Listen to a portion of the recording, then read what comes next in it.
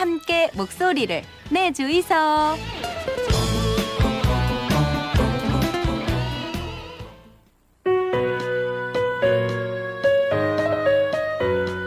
네, 한 달에 한 번 부산 문화예술의 다양한 소식, 이슈를 전해드리는 시간입니다. 플랜B의 문대, 네, 플랜B 문화예술협동조합 송교성 지식공유실장 스튜디오에 함께합니다. 안녕하세요. 어서 오십시오.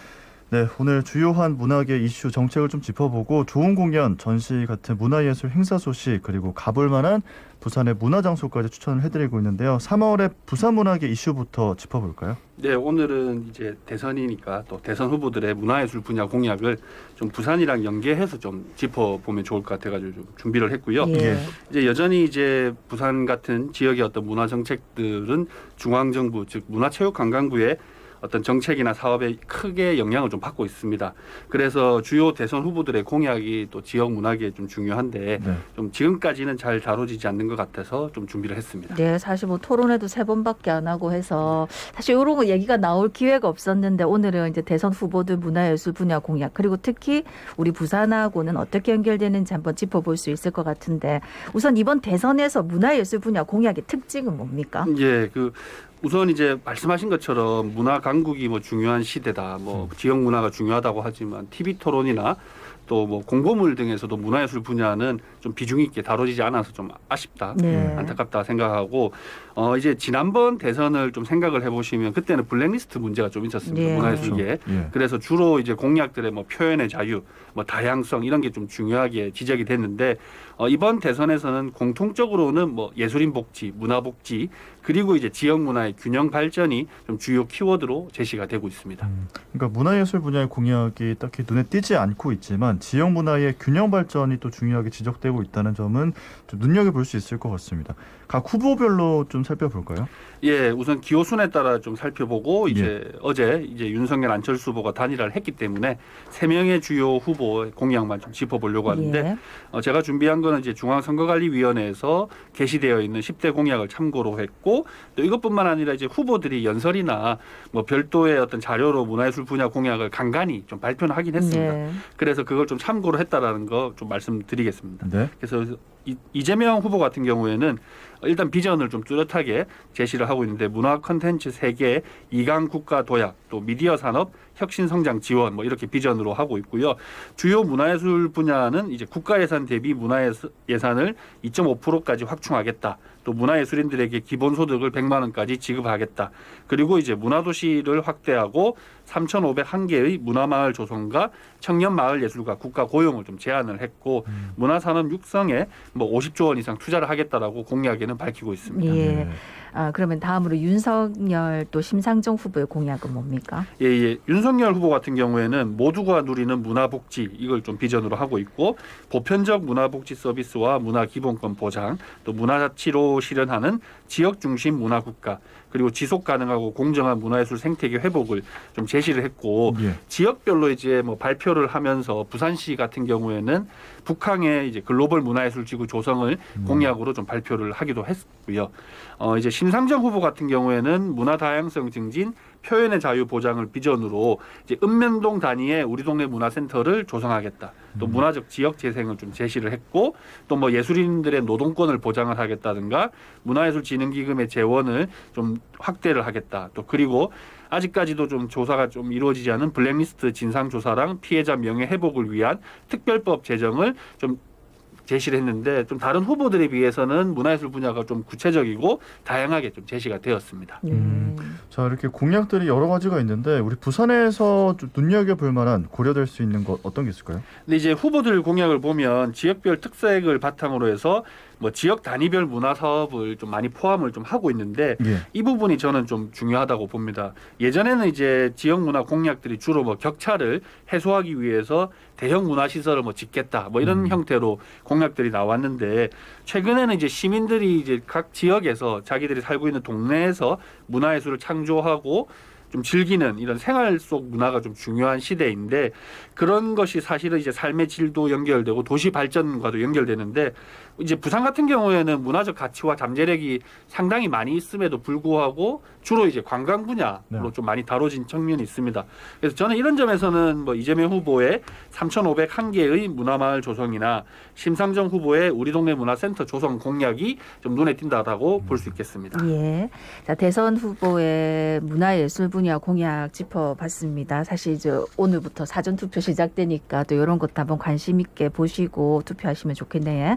자, 이번 달 주요 이슈로 문화예술 단체들의 결성 이제 짚어봤고 이어서 3월 달에 가볼 만한 문화행사 소식들 전해주시지요. 네, 우선 전시 소식입니다. 이제 부산 현대미술관에서는 3월 20일까지 경이로운 전환이라는 전시를 개최하고 있는데 이 내용이 이제 주식이나 가상화폐, 부동산에 대한 뉴스들이 폭발하는 가운데 노동 현장에서의 어떤 사고나 열악한 처우 문제도 연일 지금 보도가 되고 있는 시대인데 이러한 어떤 자본주의 시대를 비판적인 관점에서 예술가들이 좀 접근해 본 전시입니다.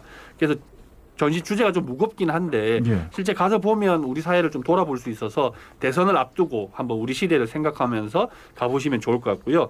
그리고 이제 유엔 평화기념관 1층에서 노르웨이 특별사진전 헌신 오랜 고마움이 이제 4월 말까지 개최가 되는데 한국전 당시에 우리나라의 노르웨이 의료지원부대가 좀 파견이 되었다고 합니다.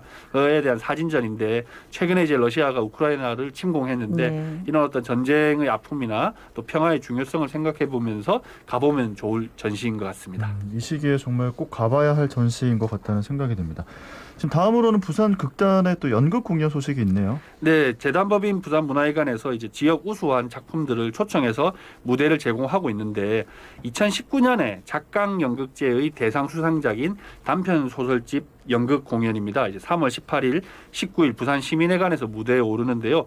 작강연극제를 제가 잠깐 설명드리면 부산연극협회에서 작지만 강한 연극제라고 해서 이제 대규모 공연 중심의 어떤 연극제에 참여하기 어려운 극단들도 좀 즐길 수 있도록 만들어진 축제라고 하는데 2019년에 이제 극단 배우 창고의 단편 소설집이 이제 대상을 수상했습니다. 네.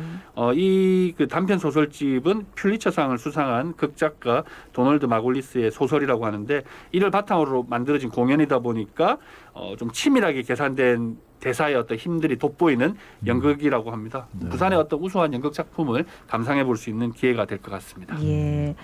이번에는 글쓰기를 좋아하시는 분들을 위한 글쓰기 강좌 소식인데 이제 우선 백년어 서원의 소설 창작반 소식부터 전해주시지요. 네, 원도심에 위치한 인문학 공간 백년어 서원에서 3월 28일부터 7월 달까지 2022 상반기 소설 창작반 소설 이야기의 힘과 꿈을 찾아가다 강좌를 개강을 한다고 하는데요.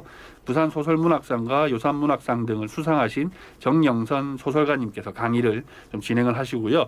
수업이 이제 나의 일상에서 어떻게 시작해서 상상력이나 감정의 영역을 어떤 문장으로 서술하는 것으로 이어가면서 소설 글쓰기를 강의를 한다고 하니까 이런 거에 평소 관심 있으신 분들은 백년어 서원 홈페이지를 통해서 일단 유료 강좌기도 하니까 네. 확인해 보시고 신청하시면 좋을 것 같습니다. 네, 그리고 이어지는 소식은 부마민주항쟁기념재단에서 개최하는 소설가 길람 씨와 글쓰는 부마탐험대 2기 모집 소식이 있네요. 네, 이것도 이제 글쓰기 강좌인데요. 부마민주항쟁 기념재단에서 이제 부마민주항쟁의 어떤 정신을 계승하고 민주주의가 조금 더 발전하는데 도움이 되도록 여러 사업을 하고 있습니다. 시민 사업을 하고 있는데 네. 이번에는 이제 백일남 소설가와 함께 부산과 부마 이걸 주제로 글쓰기를 하는 프로그램을 3월 10일까지 신청을 받아서 4월 달까지 한 8번의 강좌로 진행이 되는데 탐방도 하고 글쓰기도 수업도 하고 첨삭 강의도 있다고 하니까 이것도 한번 신청을 해보시면 좋을 것 같습니다. 예.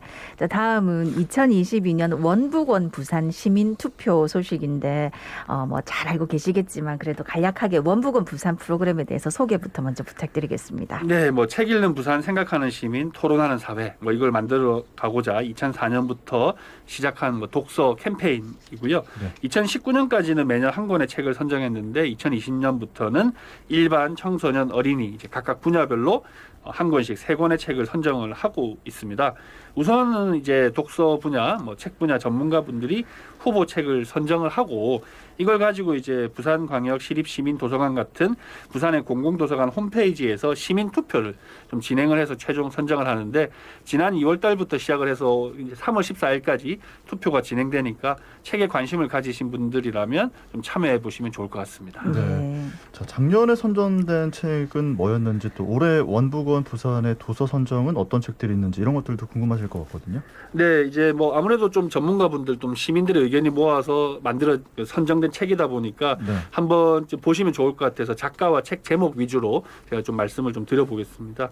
우선 이제 작년에는 정재찬 교수의 우리가 인생이라 부르는 것들, 네. 허승 판사의 오늘의 법정을 열겠습니다. 네. 그리고 류재양 작가의 욕 좀 하는 이유나가 이제 3권이 선정이 됐고요. 네. 올해는 이제 각 분야별로 3권씩 9권이 책이 후보가 있는데 김민섭의 당신이 잘 되면 좋겠습니다. 김호연의 불편한 편의점, 유병욱의 없던 오늘이 이제 후보 도서고 네. 청소년 분야는 이머진의 궤도를 떠나는 너에게, 유은실의 순례주택, 태지원의 이 장면 나만 불편한가요가 이제 청소년 분야입니다.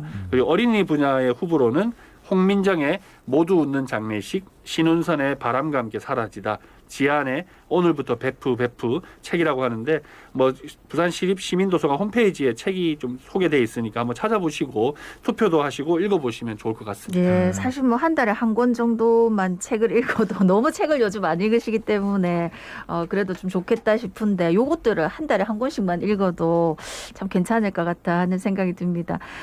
그리고 또 매달 부산의 문화적 명소들 추천해 주고 계신데 이번 3월 달은 어떤 것 추천해 주십니까? 네, 제가 한 달에 한 번 이 시간을 통해서 좀 대중적으로는 잘 알려지지 않았지만 그런 부산 문화예술 현장에 좀 소중한 곳들을 소개해 드리려고 하는데 오늘은 이제 조금 전에 소개해 드렸던 원북원 부산 소식과 연계해서 네. 부산의 공공도서관에 꽤 좋은 프로그램들이 많이 있습니다. 교육과 또 문화예술 프로그램들이 있는데 이걸 좀 소개를 해 드리려고 하고요. 특히 이제 그 공공도서관이 각 구에 위치를 많이 하고 있습니다. 네. 그래서 좀 쉽게 찾아가실 수도 있는데 시민분들께서는 아직까지 또 잘 모르시는 분들도 좀 있는 것 같아서 부산의 공공도서관의 평생 학습 교육을 좀 소개를 드리려고 합니다. 네. 부산의 도서관에서 만날 수 있는 평생학습 프로그램 소식을 전해드리겠습니다. 주로 어떤 프로그램들이 있습니까? 네, 이제 시민도서관, 뭐 중앙도서관이나 뭐 여러 어떤 구단위 도서관에서는 일반적인 이제 어학교실이나 뭐 서예교실 이런 것처럼 뭐 일반적인 어떤 교육 프로그램도 있는데 또 이것뿐만 아니라 뭐 인문학에 대한 강좌나 문화예술을 좀 체험해보는 뭐 탐방 프로그램들도 있고요. 독서 토론회를 또 세대별로 뭐 상시적으로 운영이 되고 있기도 합니다. 또 어떤 프로그램 같은 경우에는 코로나 시기다 보니까 네. 영상 송출도 하고 있어서 접근성이 또 상당히 좀 좋은 편인데 네. 대표적으로 이제 시작되는 뭐 2022년의 강좌를 몇 가지 좀 소개만 드리면 중앙도서관에서는 이제 고전 읽기 프로그램 인문학 강좌입니다. 이걸 좀 진행할 계획이고요. 예. 또 책과 영화 이야기라고 해서 또 인문 프로그램들도 준비가 되어 있고 연산 도서관에서는 도란도란 그림책 토론과 글쓰기, 그림책을 가지고 토론하고 뭐 이런 프로그램들이고 네. 구포 도서관에서는 뭐 청소년 인문학 프로그램, 또 독서 토론 프로그램 등이 이제 좀 시작이 되려고 하고 있습니다. 그래서 어떻게 보면 유아부터 일반인까지 지역별로 다양하게 이제 문화예술 프로그램이 좀 진행이 되고 있습니다. 예. 근데 뭐 사실 이제 도서관은 조용하게 책 읽고 공부하는 데다 이렇게 생각해가지고 문화예술 프로그램에 참여를 뭐 잘 생각 못하신 분들도 많을 것 같은데 요즘 이런 프로그램들이 많지? 예, 그 이제 도서관 자체가 그 전까지만 하더라도 뭐 책 읽고 공부한다 뭐 이런 개념들이 많았는데 최근에는 이제 이게 좀 중요한 문화 기반 시설로 좀 생각을 하고 문화예술 프로그램들을 적극적으로 운영도 하고 있고 문체부나 뭐 지역문화 뭐를 담당하는 기관들에서 꽤 많이 지원을 하고 예. 있습니다. 예. 저도 그래서 작년에 이제 중앙도서관에서 뭐 부산이 기억해야 할 것들과 기념물을 주제로 뭐 여러 교수님들과 함께 특강을 좀 진행을 네. 하기도 했는데 특히 이제 뭐 부산, 뭐 바다, 부산의 어떤 역사 뭐 이런 것들을 주제로 하는 인문학 강좌들이 꽤 많이 열리고 있습니다. 그리고 아시다시피 이제 도서관은 뭐 어린아이부터 어르신까지 다양한 이제 세대가 이용할 수 있는 시설이기 때문에 강좌 프로그램들도 세대별로 뭐 다양하게 좀 구성이 되어 네. 있습니다. 그래서 이번 기회에 부산 공공도서관에 있는 홈페이지에 접속을 하시면 이제 평생학습 프로그램 신청이 가능한데요. 프로그램 확인해 보시고 신청하셔서 집 가까이에서 편하게 문화예술 프로그램들을 만나보시면 좋을 것 같습니다. 아니 송교성 실장님 한 달에 한 번씩 이렇게 뭐 이번 달 주요 문화 이슈 같은 것도 알려주시고 우리 지난달에는 이제 문화예술 단체 결성 짚어주셨고 오늘은 대선 후보 문화예술 분야 공약 적절하게 짚어주셔가지고 또 투표 앞두고 많은 분들한테 큰 도움 될 것 같고 또 다양한 문화 소식 전해주시니까 언제나 송교성 실장 오신 문화 소식이 풍성해져서 참 감사하다는 말씀을 꼭 드리고 싶습니다. 벌써부터 또 4월 달이 기대가 되는 예, 감사한 시간이었습니다. 오늘 말씀 여기까지 듣겠습니다. 고맙습니다. 고맙습니다. 네, 지금까지 플랜 B 문화예술협동조합 송교성 지식공유실장이었습니다. 예, 저희가 오늘 또 이제 코로나19 상황 전해드리면서 지금